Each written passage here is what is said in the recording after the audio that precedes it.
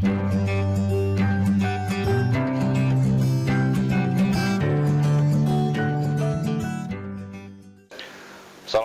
warahmatullahi wabarakatuh. Perkenalkan, nama Bapak Asep Hendriansah.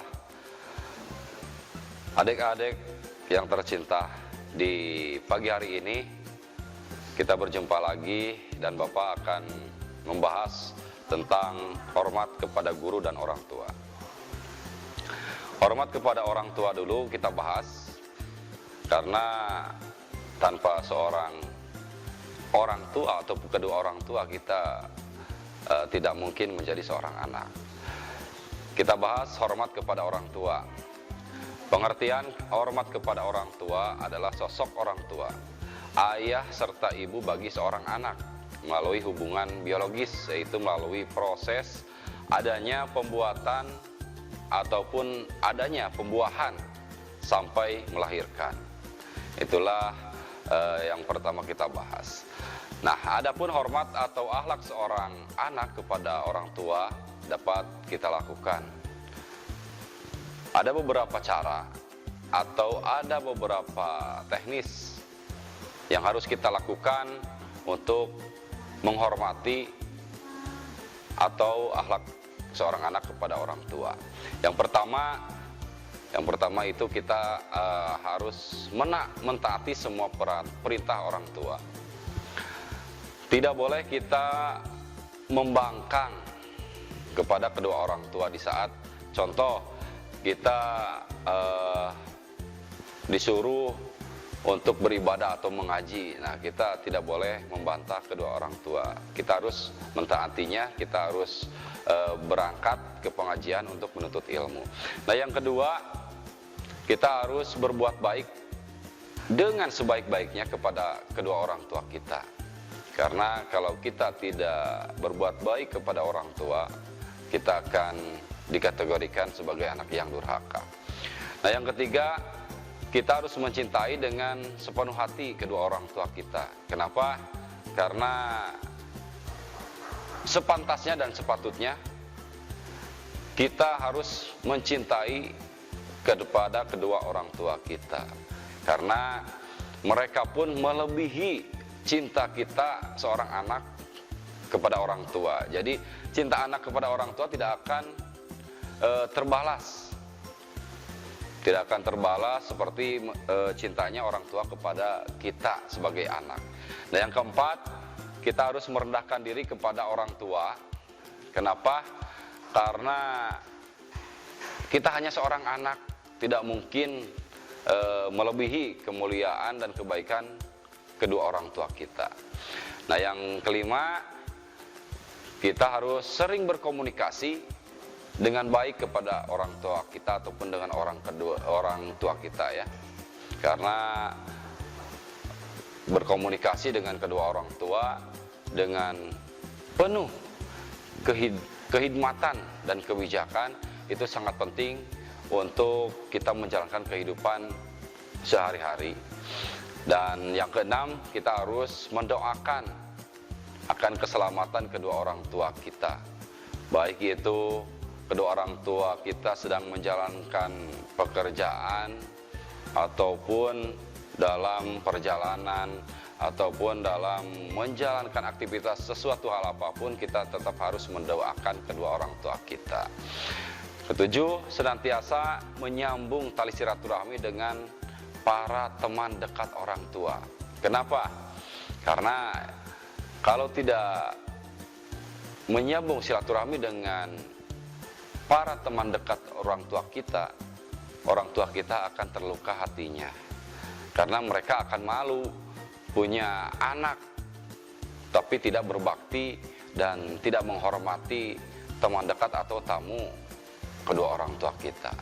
Nah, yang kedelapan, kita harus berbakti secara sempurna. Jangan setengah-setengah, apalagi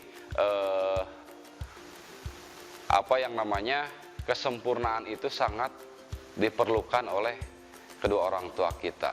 Berbakti itu semacam kita mentaati perintah orang tua, melaksanakan perintah orang tua.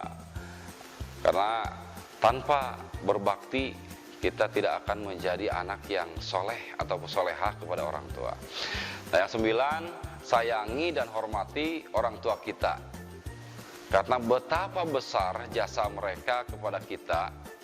Contohnya seorang ibu, dari mulai kita dikandung 9 bulan.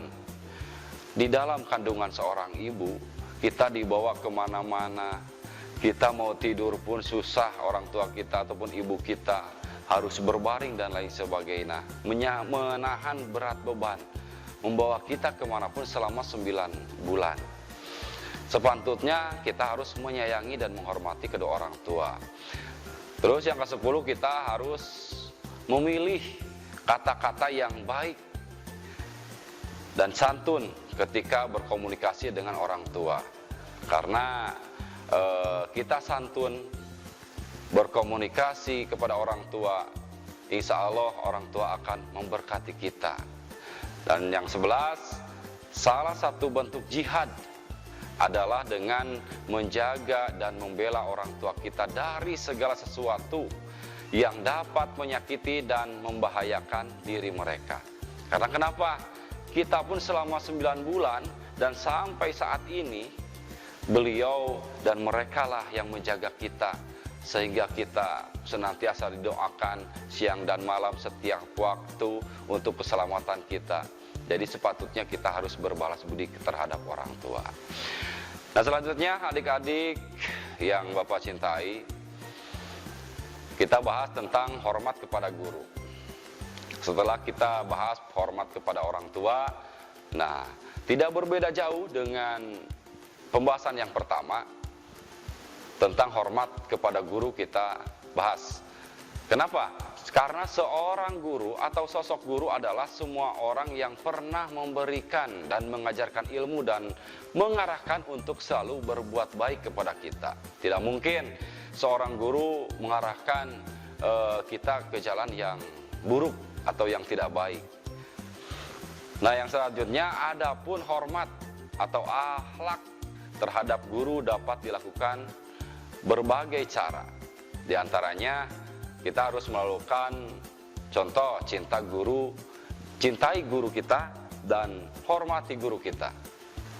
Seterusnya, senantiasa mendoakan guru kita semua untuk kebaikan dunia dan akhirat. Insya Allah guru kita juga akan selalu mendoakan yang baik-baik pula untuk anak didiknya atau untuk kita.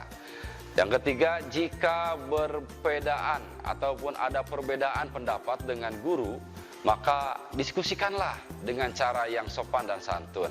Jangan sampai mendiskusikannya ataupun menyampaikannya dengan arogan atau apalagi sambil membentak-bentak guru. Itu kita akan menjadi anak didik yang durhaka. Yang keempat, jagalah ilmu yang sudah didapat dari para guru. Dengan harapan mudah-mudahan kita sebagai anak didiknya bisa melaksanakannya ataupun mengamalkannya di kehidupan kita sehari-hari. Nah, yang kelima, teladani perilaku guru dalam kehidupan sehari-hari.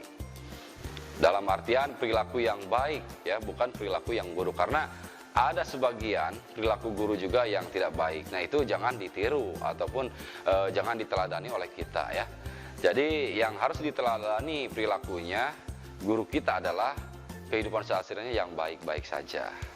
Nah, yang keenam, tekun dan disiplin dalam menuntut ilmu.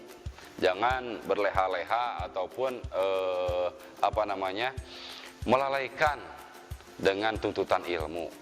Insya Allah kita akan menjadi penerus mereka ataupun generasi penerus beliau-beliau kalaupun nanti beliau sudah pada meninggal.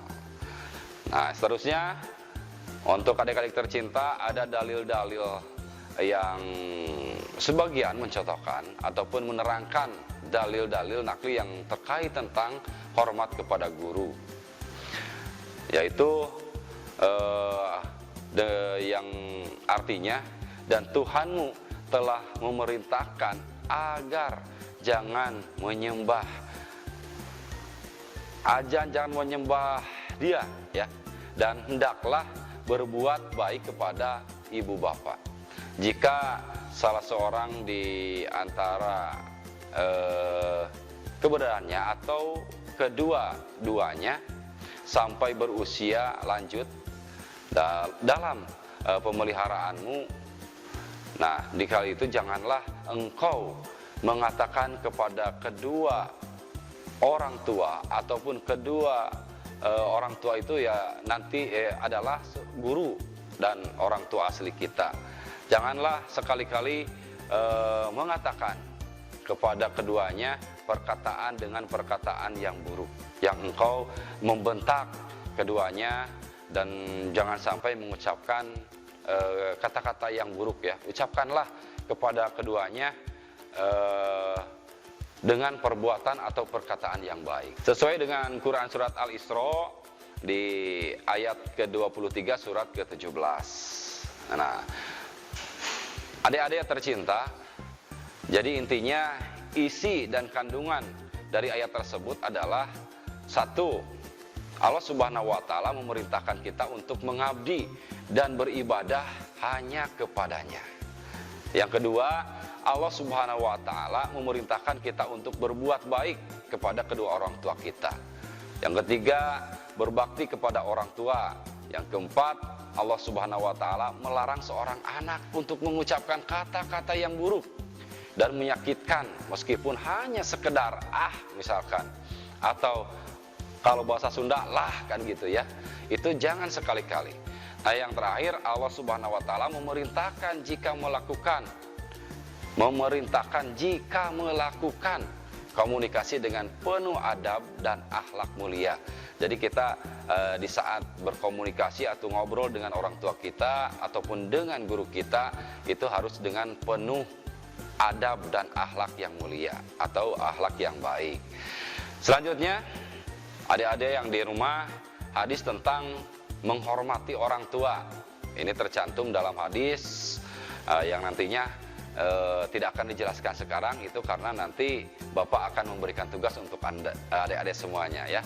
Yang intinya Bapak dapat menjelaskan isi dari hadis tersebut adalah isi dan kandungannya.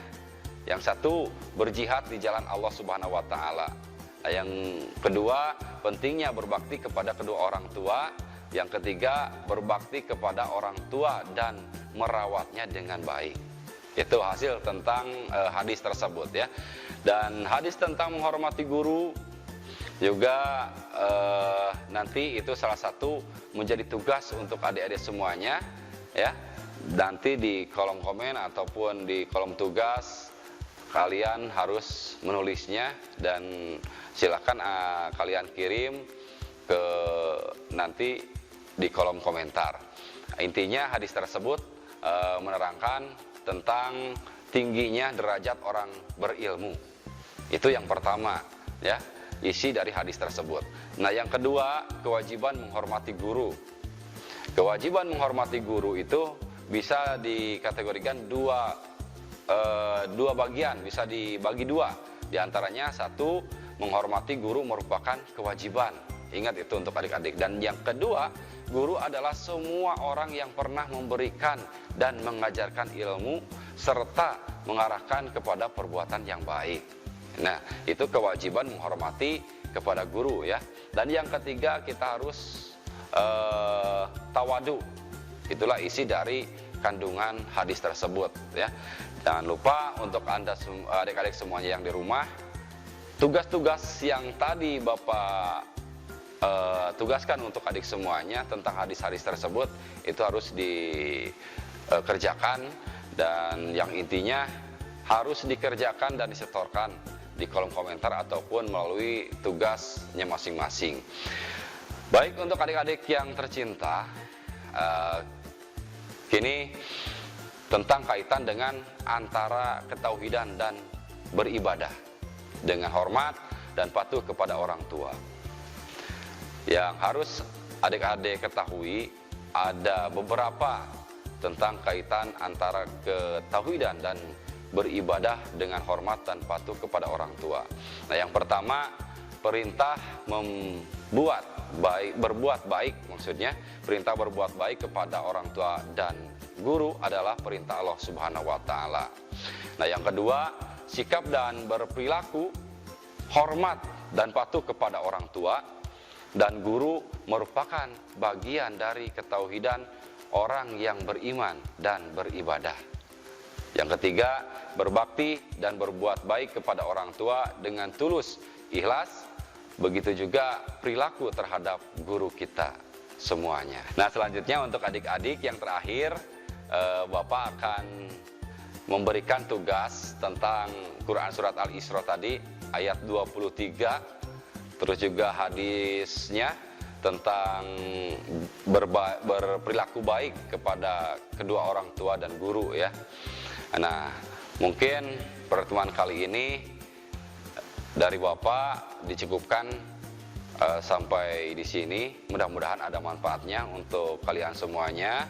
Bila ada salah kata ataupun ucapan yang kurang baik, itu mungkin dari kesalahan Bapak, dan ataupun ada ilmu yang betul dan yang baik, itu datangnya dari Allah Subhanahu wa taala. Sekian dan terima kasih. Mohon maaf atas segala kekurangan. Billahi taufiq wal hidayah. Wassalamualaikum warahmatullahi wabarakatuh. Kunjungi sosial media lainnya seperti website kami di pkbmalfata.com, Facebook PKB Malfata Manunjaya, Instagram PKB Malfata Official. Dan terima kasih telah klik video ini.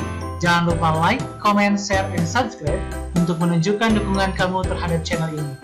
Enjoy the video PKB Malfata.